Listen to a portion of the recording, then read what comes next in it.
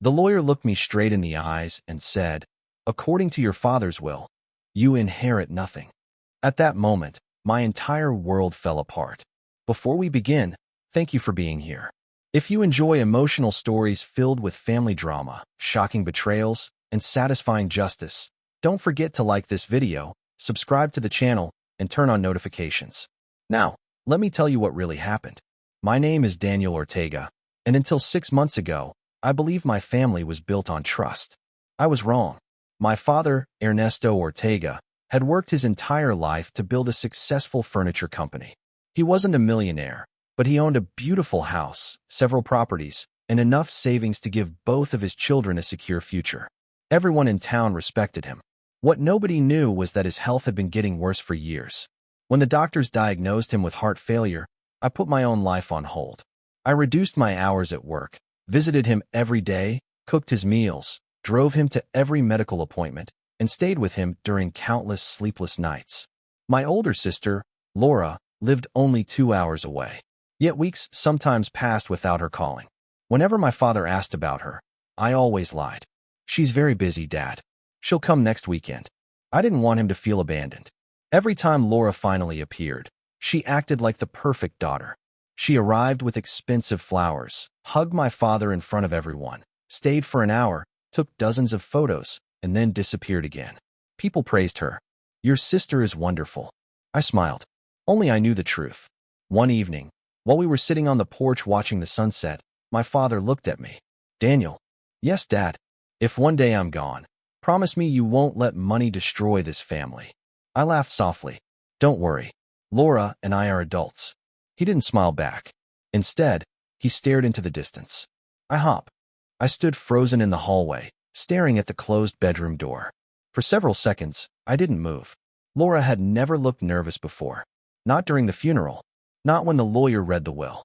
Not even when she told me to leave the house. But this time was different. She was hiding something. A few moments later, she came out carrying a small cardboard box.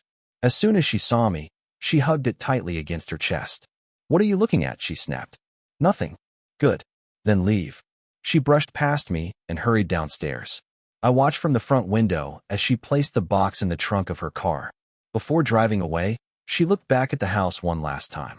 It wasn't the look of someone who had won an inheritance. It was the look of someone afraid of being caught. The next morning, I returned while Laura was at work. She had already changed the locks, but the old garage door still opened with the spare key my father had given me years ago. I walked quietly through the garage into his workshop. This had always been my father's favorite place. Every tool hung perfectly on the wall. Every shelf was organized. He used to tell me, "A tidy workshop hides nothing." But that day, something wasn't right. One cabinet had been emptied. The layer of dust was missing from the shelf beneath it. Someone had removed something very recently. I searched every drawer. Old receipts, instruction manuals, family photographs. Nothing useful. Just as I was about to leave, my phone rang. The screen showed an unknown number. "Mr. Daniel Ortega?" "Yes. My name is Rosa Navarro. I worked as your father's accountant for nearly 15 years. I recognized the name immediately. She had retired 2 years earlier. "I heard about Ernesto," she said softly. "I'm very sorry." "Thank you." There was a brief silence. Then she lowered her voice. "There's something that's been bothering me." My heart started racing. "What is it?" The moment Rosa finished speaking, I realized I had underestimated everything. This wasn't just a family dispute anymore. If the notary had knowingly helped Laura, then the will itself could have been manipulated. I immediately contacted an attorney who specialized in inheritance law. His name was Javier Molina. After reviewing every document, he looked at me and said something I will never forget. "Daniel, if we can prove the will was prepared using forged authorization documents, this case changes completely." For the next 2 months, we worked quietly. Javier hired a certified handwriting expert.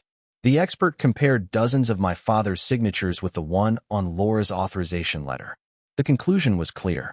The signature had not been written by my father. It was a forgery, but we still needed to prove that Laura had knowingly used it. Then luck, or perhaps justice, finally stepped in. A former assistant from the notary's office contacted Javier.